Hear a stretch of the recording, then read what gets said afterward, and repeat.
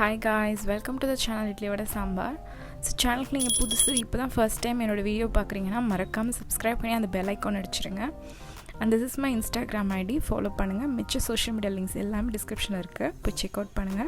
So இந்த video வந்து ஒரு vlog மாதிரி எடுக்கலாம் அப்படினு தான் நினைச்சேன். And 2-3 வீடியோஸ் வந்து vlog மாதிரி போட்டாச்சு. அதனால ஒரு ரெசிபி வீடியோ, ஒரு கண்டென்ட் வீடியோ ஏதோ ஒன்று போடலாம் ட்ரை பண்ணி இன்றைக்கி வந்து ஒரு ப்ளவுஸ் ஸ்டிச்சிங் வீடியோ தான் போட்டிருக்கேன். ஸோ மார்னிங் காஃபி ஸ்டார்ட் பண்ணியாச்சு அண்ட் என்னென்ன செஞ்சேன்னு மட்டும் காமிச்சிடுறேன். இது ஆஃப்டர்நூனுக்காக எக் கிரேவியும் அரிசி பருப்பு சாதமும் செஞ்சுருந்தேன். அண்ட் நான் இன்றைக்கி காட்ட போகிற சாரீ வந்துட்டு ஒரு செலிப்ரிட்டி இன்ஸ்பயர்ட் சாரீ. இப்போ ரீசெண்டாக நீங்கள் சீரியல்ஸில் பார்த்துருந்தீங்கன்னா கண்டிப்பாக ஒரு சீரியலில் ஒரு ஹீரோயினோ இல்லை சைட் ஆக்டர்ஸ் யாரோ ஒருத்தர் கண்டிப்பாக வேர் பண்ணியிருப்பாங்க இந்த சாரீ. ஸோ சாரியை பார்த்தோன்னே கண்டுபிடிச்சிருப்பீங்க. இந்த சாரீ வந்து என்னோடய ஃப்ரெண்ட் ஒருத்தங்க இன்ஸ்டாகிராம் பேஜ் வச்சுருக்காங்க, அதில் தான் வாங்கியிருந்தேன். ஸோ இதோட கட்டிங் வந்து நான் முந்தின நாள் நைட்டே போட்டு வச்சுட்டேன். ஏன்னா கட்டிங் போட்டு வீடியோ எனக்கு ஷூட் பண்ணால் ரொம்ப டைம் எடுக்குன்றதுனால. ஸோ அடுத்தடுத்த வீடியோவில் வந்து நான் கட்டிங் போடுறது எப்படின்னு காட்டிடுறேன். அண்ட் இந்த வீடியோவில் வந்துட்டு ஒரு ஜூட் சாரீ வந்துட்டு எப்படி மெயின்டைன் பண்ணுறது அண்ட் இந்த ஜூட் சாரீ வாங்குறதுனால வந்துட்டு என்னென்ன பாசிட்டிவ்ஸ் நெகட்டிவ்ஸ் எல்லாமே சொல்லிடுறேன் இந்த வீடியோவில். இந்த சாரீ எங்கே வாங்கணும் அதோட இன்ஸ்டாகிராம் பேஜ் லிங்க் வந்து என்னோட டிஸ்கிரிப்ஷனில் இருக்குது, போய் செக் அவுட் பண்ணுங்கள். ஸோ நான் வந்து நேற்றே கட்டிங் போட்டங்காட்டி இப்போ ஸ்டார்ட் பண்ணிட்டேன் ஸ்டிச் பண்ணுறதுக்கு. ஸோ நான் வந்து ஸ்லீவ் தைக்கிறதுல எனக்கு ஒரு பெரிய பிரச்சனை இருந்தது. அது என்னென்னா லைனிங் கிளாத் தைக்கிறப்ப என்ன பண்ணுவேன், ரெண்டையுமே தைச்சி முடிச்சதுக்கப்புறம் பார்த்தீங்கன்னா 2 ஸ்லீவுமே ஒரே சைடு அட்டாச் ஆகிற மாதிரி வரும். அப்படின்னா 2 ஸ்லீவுமே நீங்கள் லெஃப்ட் ஹேண்ட் சைடோ இல்லை ரைட் ஹேண்ட் சைடோ அட்டாச் ஆகிற மாதிரி வரும். ஸோ அது என்ன பிரச்சனைன்னு சொல்லி நான் இப்போ தான் ரெக்டிஃபை பண்ணியிருக்கேன். ஸோ தைச்சி முடிச்சதுக்கப்புறம் இப்படி வச்சு பார்த்தீங்க அப்படின்னா வந்துட்டு இந்த மாதிரி வி மாதிரியோ இல்லை ஆர் மாதிரியோ வந்துச்சு அப்படின்னா உங்கள் ஸ்லீவ் கரெக்டாக அட்டாச் பண்ணியிருக்கீங்க அப்படின்னு அர்த்தம். இதுக்கு வந்துட்டு நீங்கள் லைனிங் பீஸில் கட் பண்ணோடனே வந்துட்டு ரைட் ஹேண்ட் லெஃப்ட் ஹேண்ட் அப்படின்னு எழுதிட்டு ஸோ நம்ம ப்ளவுஸ் பீஸோடு கட் பண்ணி அதை வந்து தனியாக வச்சுருங்க. இப்போ வந்து பேக் நெக் தைச்சிட்ருக்கேன். என்னோடய பேக் நெக்கு வந்து நான் ஒரு பாட் ஷேப் மாதிரி கொடுத்துருக்கேன். ஸோ இதை வந்து ஃபஸ்ட்டு தைச்சிட்டு இது வந்து படிமான தையல் அப்படின்னு சொல்கிறாங்க. இது போட்டு பழகிங்க, இது ரொம்ப ரொம்ப ஈஸியாக இருக்குது. இது போட்டு நம்ம கிளாத் அப்படி திருப்பி வச்சு அடிக்கிறப்போ வந்துட்டு நம்ம என்ன ஷேப் தைக்கிறோமோ அது ரொம்ப அக்யூரேட்டாக வருது. ஸோ இப்போ பார்த்திங்கன்னா என் பாட் நெக் வந்து எவ்வளோ அக்யூரேட்டாக வந்திருக்குன்னு உங்களுக்கு தெரியும். ஸோ அதுக்கப்புறம் மிச்சம் எல்லா சைடும் அடிச்சுட்டு நம்ம வந்து எக்ஸ்ட்ராஸை கட் பண்ணிடலாம். நான் லாஸ்ட் வீடியோலேயே சொன்ன மாதிரி இந்த மாதிரி பின் பண்ணி வச்சு தைங்க. பிகினராக இருந்தீங்க ஈஸியாக இருக்கும் உங்களுக்கு, துணி விலகாது. ஸோ பாட் நெக் பாருங்கள் எவ்வளோ பர்ஃபெக்டாக வந்திருக்குன்னு.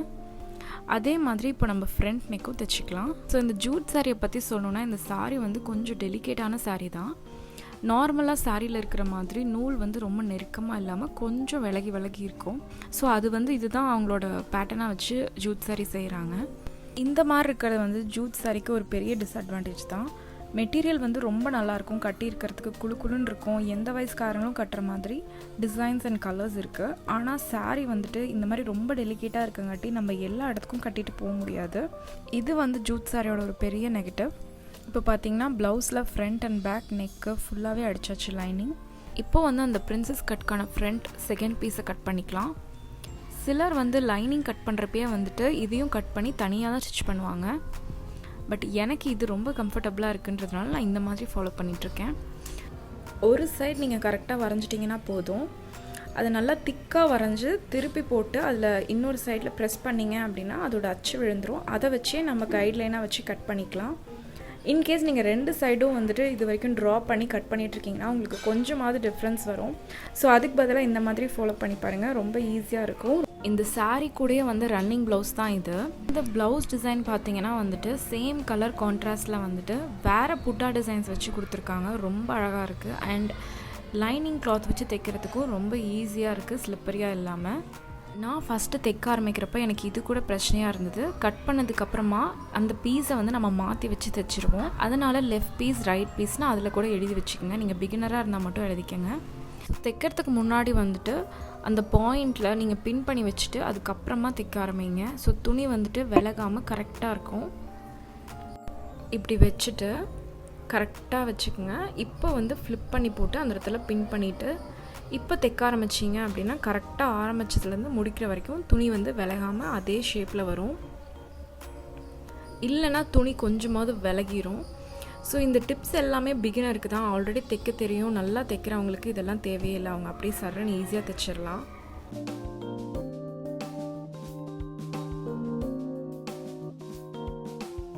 இது வந்து நான் புதுசாக ஃபாலோ பண்ணிகிட்ருக்கிற ஒரு மெத்தடு. ஸோ ப்ளவுஸ் வந்து முன்னாடியும் பின்னாடியும் வந்துட்டு நம்ம தைச்சி முடிச்சதுக்கப்புறமா இந்த மாதிரி கிளாத் வந்து கீழே கொடுத்து அதுக்கப்புறம் அதை திருப்பி தைக்கிறது. ஸோ இப்படி தைக்கிறப்ப என்னென்னா நம்ம ப்ளவுஸுக்கு வந்து கீழே ஒரு நல்ல grip அண்ட் சப்போர்ட் கிடைக்கும். ஸோ இது வரைக்கும் வந்து கீழே எக்ஸ்ட்ரா துணி விட்டு மடித்து தைச்சிட்டு இருந்தவங்க இந்த மாதிரி தைச்சி பாருங்கள்.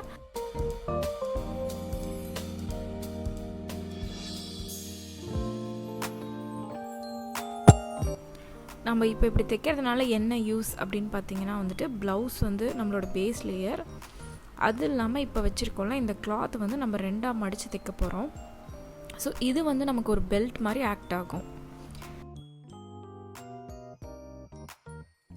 ஸோ ஃப்ரண்ட் அண்ட் பேக் 2 பக்கமே நான் அந்த மாதிரி பெல்ட் மாதிரி வச்சு அட்டாச் பண்ணிவிட்டு பின்னாடி வந்து இடுப்புக்கு நான் பிடிச்சிக்கிறேன். ஸோ இது வந்து சும்மா ஒரு 1/4 இன்ச் பிடிச்சிங்கன்னா போதும். ஸோ இப்போ 2 பேக் ஃப்ரண்ட் எல்லா ஒர்க்கும் முடிஞ்சிருச்சு. இப்போ 2யும் அட்டாச் பண்ணிக்கலாம் ஷோல்டர் கிட்ட. அட்டாச் பண்ணதுக்கப்புறம் வச்சு பார்த்தீங்கன்னா இப்படி வந்து ஃப்ரண்ட் அண்ட் பேக் சரிசமமாக இருக்கணும். ஸோ இப்போ வந்துட்டு நம்ம கை அட்டாச் பண்ணிக்கலாம். நான் வந்து இந்த மாதிரி லெஃப்ட் ஹேண்ட் ரைட் ஹேண்ட் அப்படின்னு எழுதி வச்சங்காட்டி எனக்கு ரொம்ப யூஸ்ஃபுல்லாக இருக்குது. ஸோ நான் ஏன் வந்துட்டு இந்த அளவுக்கு வந்து லெஃப்ட் ஹேண்ட் ரைட் ஹேண்ட் அப்படிலாம் எழுதி பின் பண்ணிலாம் வச்சு தைக்கிறேன் அப்படின்னு பார்த்தீங்கன்னா இது வந்து பிகினருக்காக தான் நான் சொல்கிறது.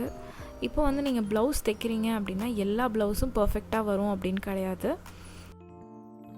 நான் தைச்சதுலேயே வந்துட்டு 10 ப்ளவுஸில் 8 ப்ளவுஸ் தான் எல்லாமே கரெக்டாக வந்துருந்து. மிச்சம் 2 ப்ளவுஸில் ஏதாவது ஒரு மிஸ்டேக் கண்டிப்பாக இருக்கும். ஸோ கையில் இழுத்த மாதிரி இருக்கும், இல்லை வந்துட்டு ஃபிட்டிங் கரெக்டாக இருக்காது.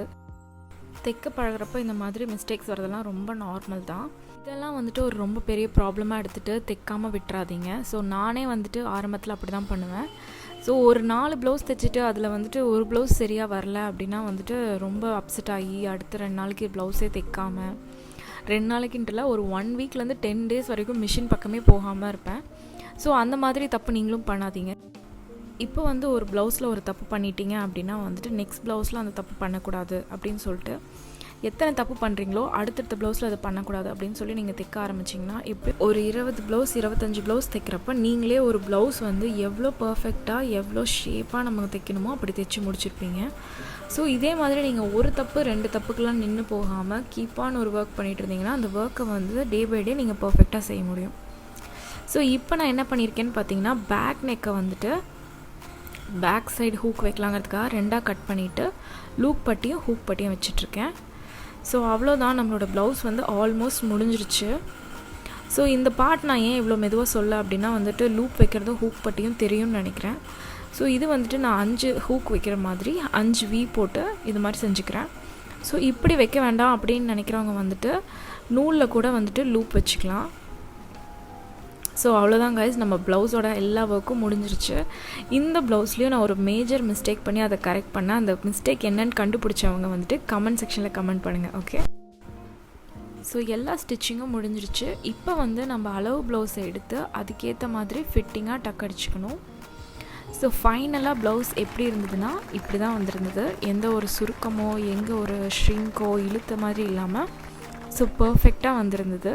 ஸோ நான் இந்த வீடியோவில் சொன்ன டிப்ஸ் அண்ட் ட்ரிக்ஸ் எல்லாம் யூஸ் பண்ணி பார்த்து தைச்சி பாருங்கள். அண்ட் வீடியோ இவ்வளோ நேரம் பொறுமையாக பார்த்ததுக்கு ரொம்ப தேங்க்ஸ் கைஸ். இப்போ வர சிம்பிளி குக் ஐக்கானை கிளிக் பண்ணி சப்ஸ்கிரைப் பண்ணாதவங்க சப்ஸ்கிரைப் பண்ணிக்கோங்க.